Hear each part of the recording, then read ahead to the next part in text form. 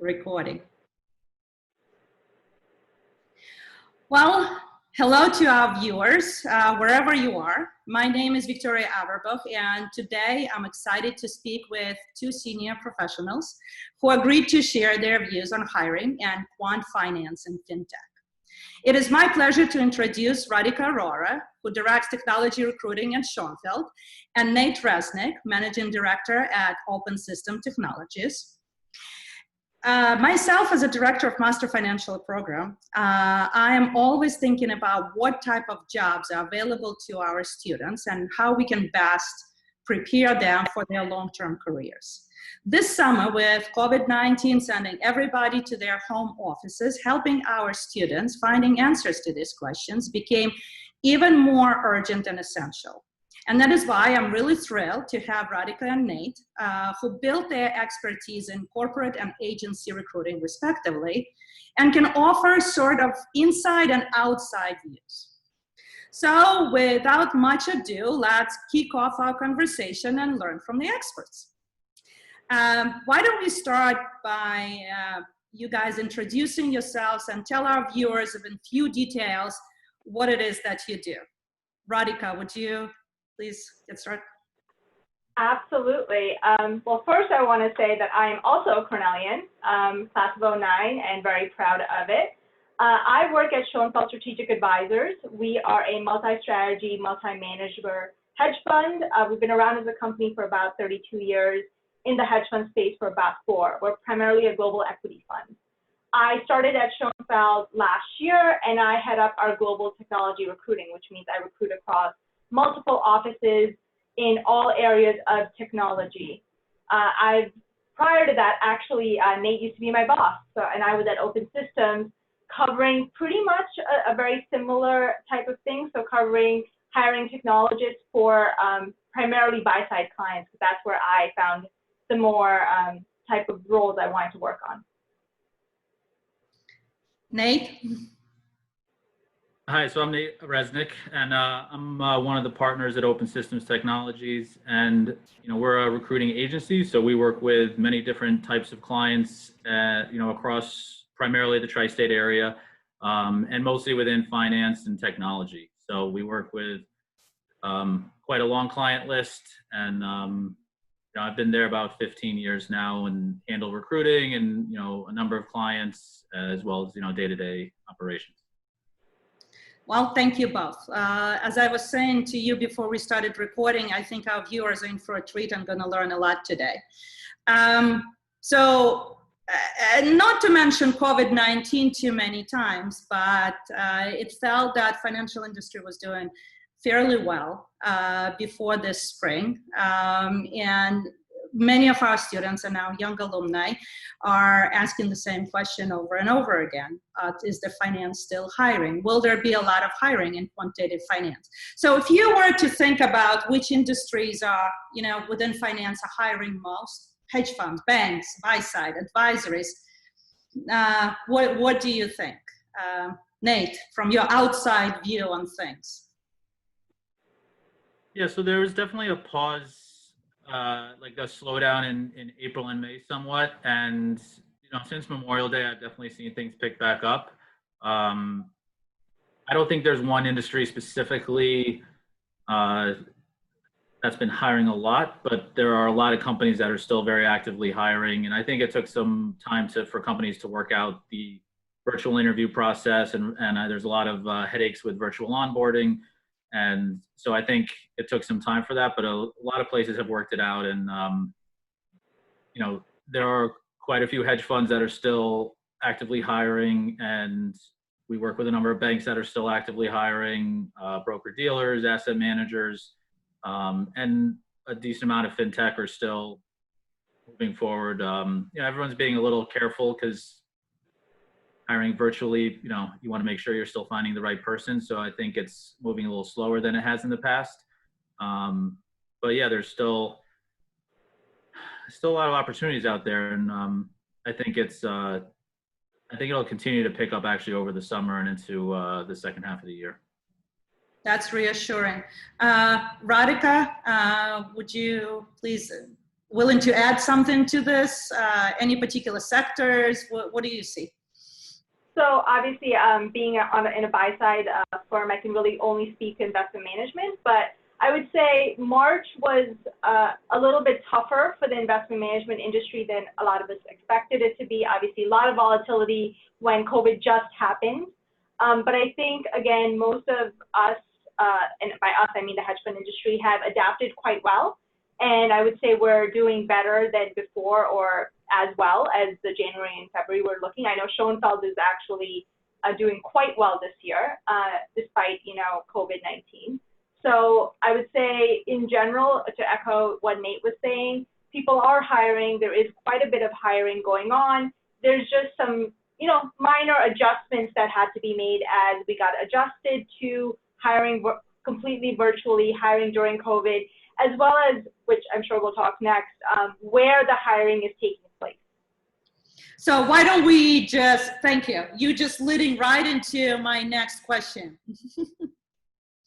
So perfect. I'll take it at first, and then obviously Nate, you can join in. So I would say because of COVID and the market volatility, the first area to get a huge jump has to be risk, right? So risk is exactly what investment firms determine to be how risky, to use the same word, can we be with where we are going to invest? Can we take chances on certain stocks or certain areas? And that's determined by your risk department, the models that they've created and so on and so forth. So there's a lot of need in that area as the volatility in the market continues to stay. There's also a lot of need for data analysis.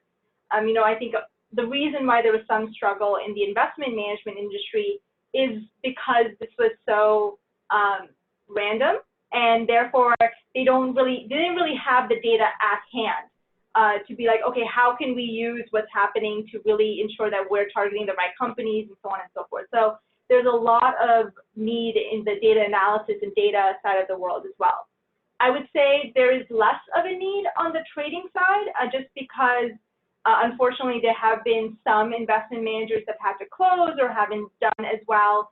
But I do think there's always going to be a need on the trading side, because thankfully trading is one of those things where you can't really have too many traders, because it is an individualized role in some way. So you can really always have a need for great traders. And I would say, if we want to go into that, a little bit of the skills that come into it, and of course we can touch on that later, also really makes the big difference when you're doing it on the trading side of the house.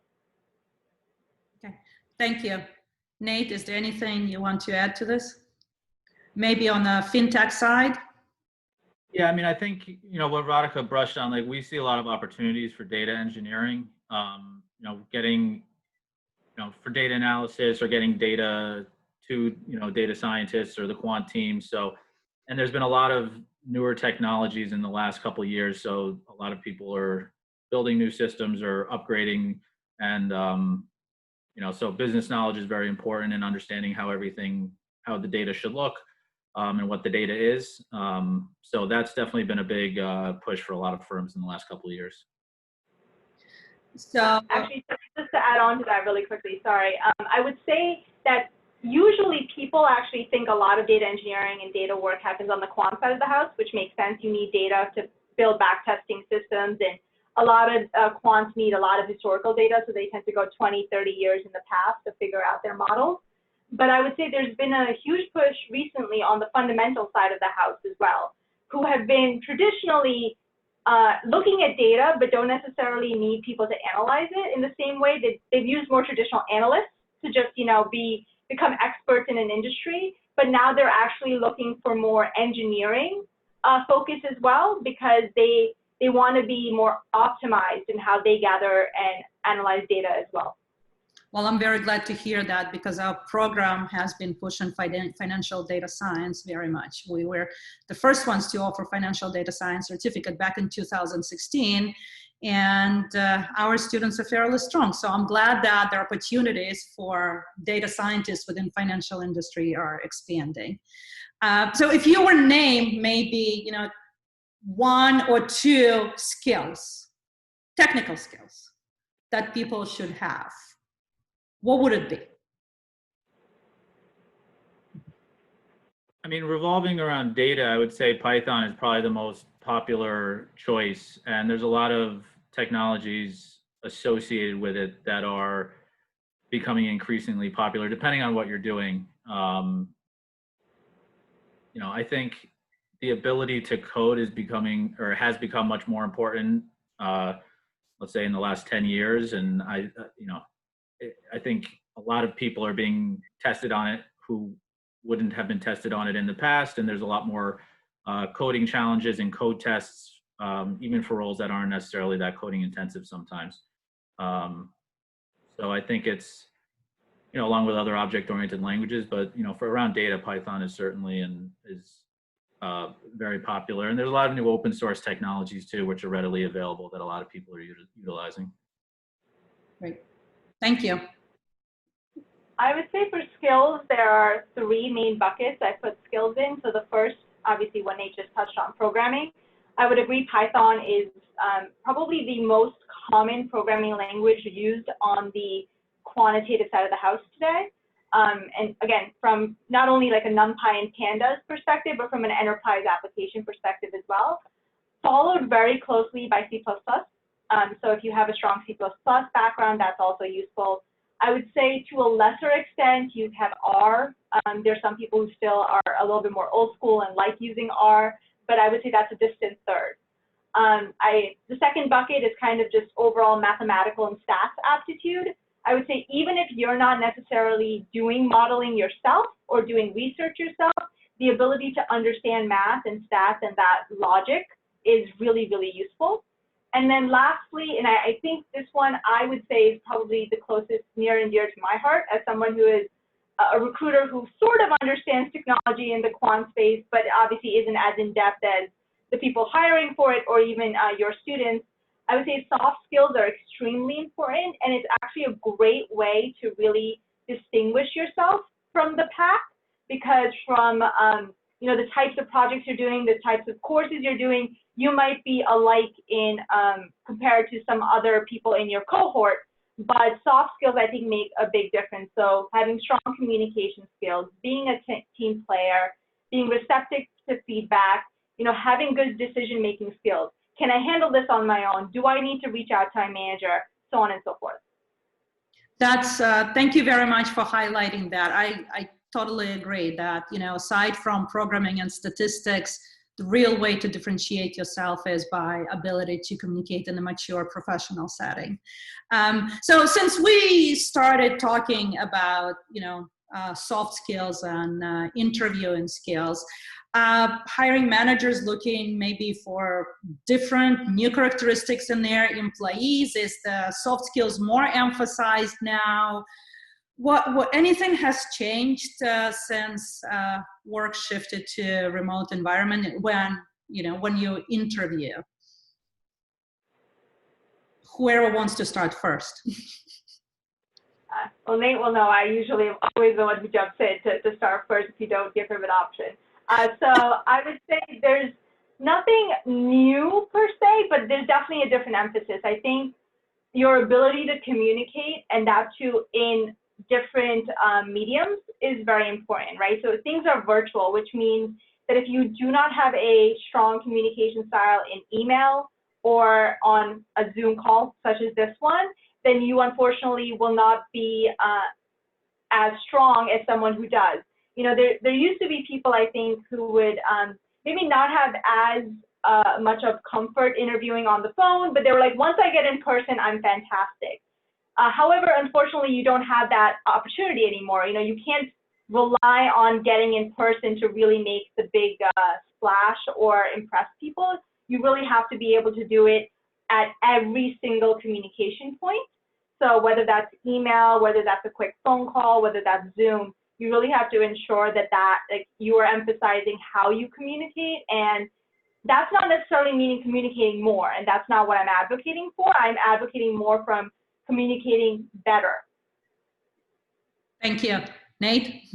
Yeah, I think a lot of this, a lot of the same things probably still apply to interviewing virtually. I mean, you still obviously need to dress appropriately and show up on time, and your communications for the the interview need to be professional. And I think when we talk about communication skills, it's being able to really clearly describe what you do and answer questions thoroughly, and keeping in mind that whoever you're speaking to really has very little knowledge of your background besides the resume. So being able to really get across what your strengths are and what you've accomplished is really still kind of paramount.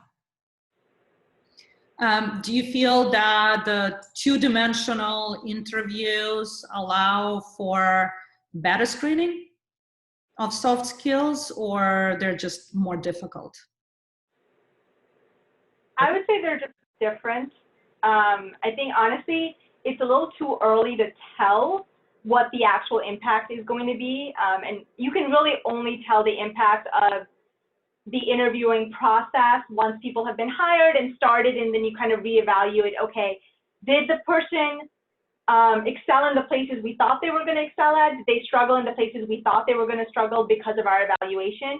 And you can really only tell that once they're in the role 6 months down and doing that kind of check-in.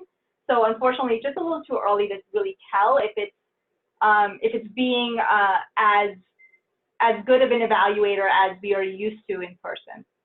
And in general, I think, and I just do want to mention this, even though we are going all virtual with interviewing, I think we're still trying to meet people and trying to be creative about this. I know we've suggested to someone who lives in Manhattan, hey, do you mind doing a socially distanced, like 10 feet away, Central Park, hello?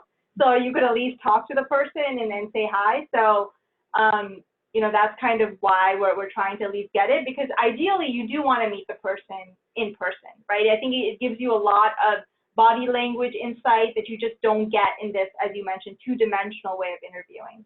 But I think there's going to be mistakes and mishaps, and we're learning. And when you rely solely on technology, you kind of have to, it comes with the territory. Thank you.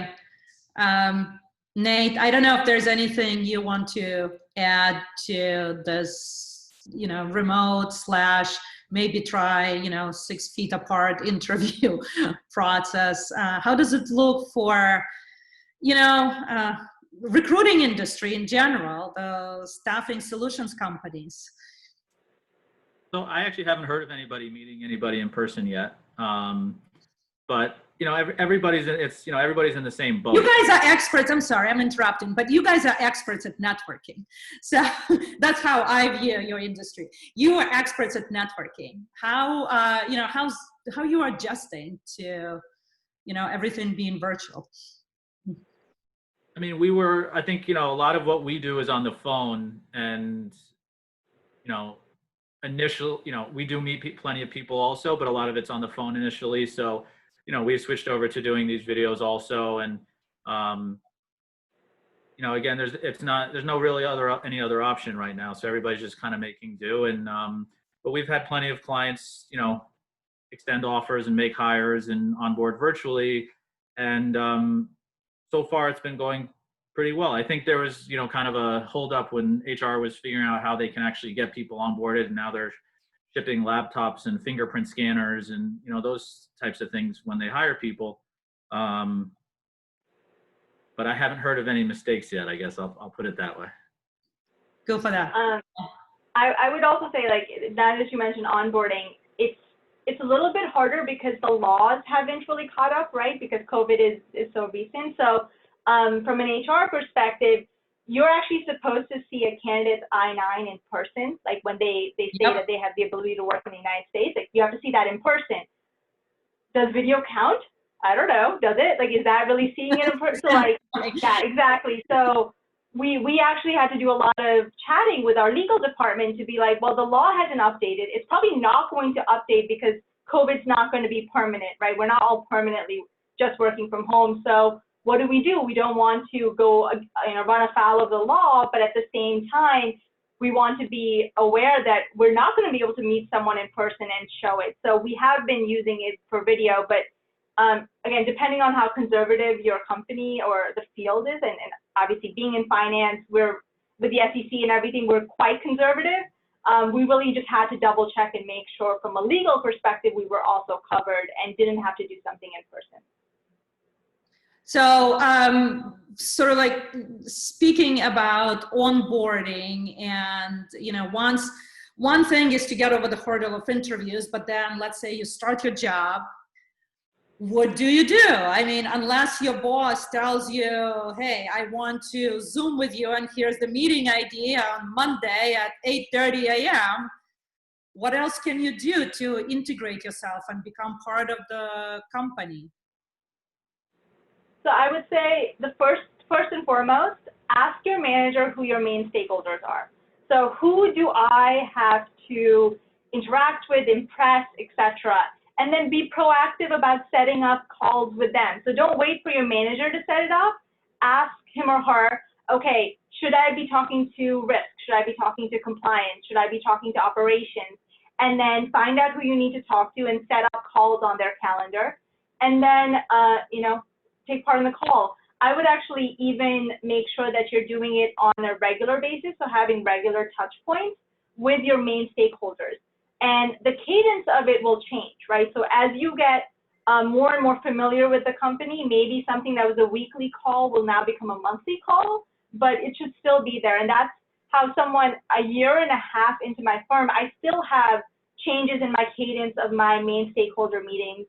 Some of them have gone from weekly to bi-weekly. Sometimes they went back, like initial COVID situation, I had a monthly meeting that actually turned into a bi-weekly meeting because we had so much more to talk about. So that's kind of always up in the air of how you want to do that. You should just also be sure you're asking for help if you need it. Everyone knows remote onboarding and remote working is very difficult when you're just out the door. And that doesn't matter if it's the beginning of your career or not. In any new company, people are struggling. So we're hiring people who have multiple years of experience and they're having the same issues kind of integrating into a work environment. So it's the idea that ask for help if you need it, because everyone understands and everyone wants to help. Use internal messaging systems for things that aren't that important. I would say send summary emails. Nate can attest to this as someone who used to be my manager. I have the habit of sending a lot of emails. So it can kind of get overwhelming when you get 10 emails from one person. So ensuring that you're getting the questions across, and maybe in like more of a summarized fashion. So you're like, hey, Tom, I have 5 questions I need you to answer. Here are they, and this is the rank of importance. Do you mind getting back to me? That way, you're doing a little bit more work up front, but you're more likely to get answers and help. Thank you. Nate, anything you can add? Maybe you have some success stories from people you recently placed or not so successful, maybe somebody shared things that they wish they've done differently. For the most part, I've walked people through onboarding virtually, and most companies right now are being very flexible and just asking new hires to be patient as they work out the kinks, because you may not have 40 hours of work your first week, as they kind of figure out how they're setting up their structure and stuff like that. So most companies have been very asking for patience, but at the same time, like, they're still hiring and been very accommodating for candidates also. And some people, it's easy for them to work at home, and some people it's really challenging. So I think, again, just communication and working things out, and you have to prove yourself, and really you have to be available as much as you can working from home, obviously, but at the same time, like, communicate if there's issues. Well, thank you both. I don't have any other questions or topics to bring up. If you want to, share maybe a few closing comments. If you feel that there's something else should be mentioned, please. Radhika, I think you're going to go first. Of course I have things. I do have a few things. So I would say the first being, be aware of where you're targeting. So for example, if you want to go to a big bank or a bigger firm, know that they actually will have better processes in place because they're bigger. They will have a lot of teams that are dedicated to certain things that a small prop trading shop probably won't, because it's a team of 20 total. So, you know, compared to like a JP Morgan where it's 40,000 people. So I would say you should always be aware of where you're going, because that's going to tell you a lot about what your career will look like. So bigger places have more processes in place. They are better at training. So they actually, so for example, let's say you aren't as familiar with programming or such, you know, they will have a lot more mentorship programs that are formalized training programs, so on and so forth. A smaller shop will actually require you to wear a lot of hats and probably will have less training, so they might expect you to just know way more in a breadth and depth focus than you would at a bank. I will say this personally, stop job hopping. You know, just think about what you're learning, why you want to switch, how you're honing your skills. I think there's a lot of people who are chasing the money, and so every couple of years they're going somewhere else, but they're really not thinking about what they're going to be able to contribute long term. If you stay at a company, you get more political capital the longer you stay there. Nate has 15 years at Open Systems. When I left Open Systems, I was 6 years in. When you've delivered at a place for a while, you are able to work on things in a much different manner than if you're right in the door in the first 6 months. And many people can tell you that usually the first 6 months to a year are some of the hardest times, because you're still adjusting to everything. So if you can stay at places longer, then you're really able to redeem the fruit of your rewards more.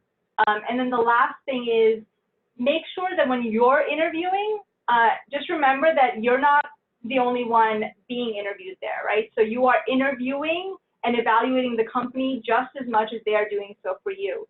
So make sure that you really want to join the company and it's the right type of culture and environment for you to succeed.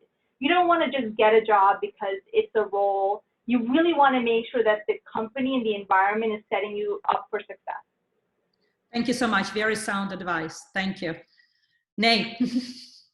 Yeah, I mean, similarly, I think, you know, we get a lot of opportunities for, you know, we don't do a lot of, you know, that much entry level, but we start seeing a lot of opportunities, you know, for 1 or 2 years plus experience. But I think at that level, you know, your second or sometimes even your third job is very important as far as how it directs your career.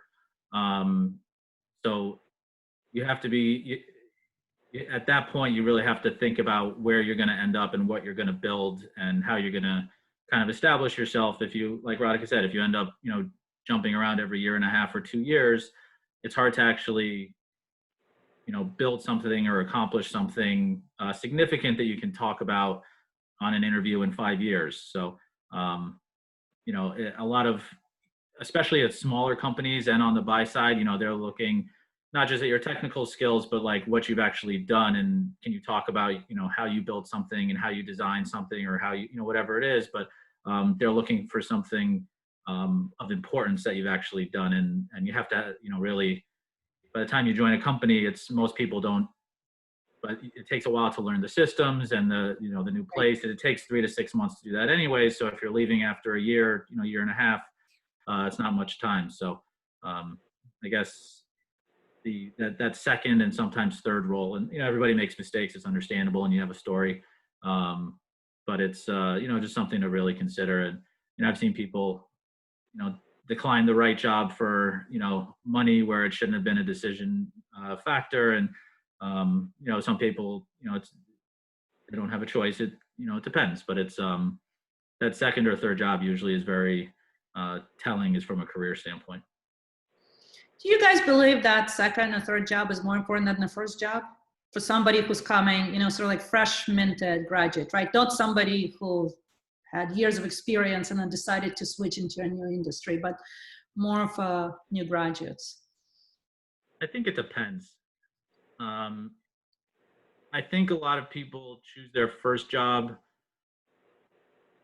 and it really depends. I think after your first job, when you have work experience and you actually know what you're interested in and what your passions are, or maybe the type of company you want to work at, you know, a lot of times we talk to candidates where they end up taking a job at a bank because it's a great, you know, institution and it's got a great brand and they pay pretty well. And then they realize that they actually would do much better in a smaller environment and they want more ownership of, you know, and wear different hats, that sort of thing. And so that, that sort of change is certainly understandable. And I think some people, it's really takes time for them to figure out what they want. So it's why some people switch jobs. But I think it really depends. Choosing the first job is definitely important and can dictate a lot of things, but no one has no one knows what their future is going to be like, and things change over time also. So that's right. Yeah, I would say if the people who are asking you are asking because they're terrified of making a mistake and going to a company where they're afraid that it's going to follow them for the rest of their lives, like I would say definitely don't have to worry about that. Everyone everyone has a story of someone they know that chose the wrong first job, or didn't even have a first job in technology or finance and then tried to switch in, and so on and so forth. And I think there's success stories all around of where that works. So I think what you have to make sure is that you're more self-aware and you ask yourself what you want to do, because everyone's okay with, okay, you went to a bank, the bank's not for you, told you want to be in a smaller environment, or vice versa. Maybe you went to a smaller prop shop and you realize I need more structure and I want to go to a bigger company that's more well-known. Fair, up to you. But I think the issue comes in when you keep on making similar mistakes. So if someone goes, okay, you've had 7 jobs in your career, let's say you're a 30-year veteran, you've had 7 jobs in your career, and all of them are very, very similar, why are you changing your mind now? Or Right. even less, if you're 10 years in your career and you've had 4 jobs that are very one way, what is making you change your instinct now? So it's much more forgiving, as Nate says, for your second or your third job, because by that time, hopefully, you understand more about yourself. Where will I find success? What motivates me? What am I passionate about? And then you can kind of design your career that way. That being said, I will also say I have hired multiple people who've changed careers. There's someone I hired in technology that used to be a bartender and decided, that they wanted to switch careers. So I think it's still possible even there. And then what it boils down to, again, is the things that are more nuanced, which you can't answer, and it is more case-by-case basis of how you present your story, how and why you're interested, right? So I think sometimes people struggle to tell interviewers, HR managers, everyone, why they're interested. But if you get that, if you're able to really have that come across, I think that'll not only help make you stand out, but also personalize you, right? You're not just another resume, you're not just another person we're interviewing. You are Victoria, and we now know Victoria. That's where the soft skills come in, right? You cannot go around without strong communication skills and have a good, statement about what it is that you want to do.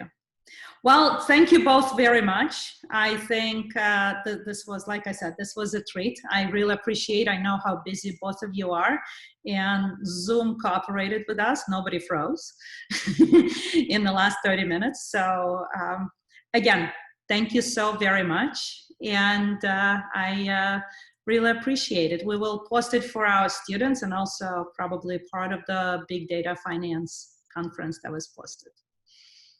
Awesome. Thank you.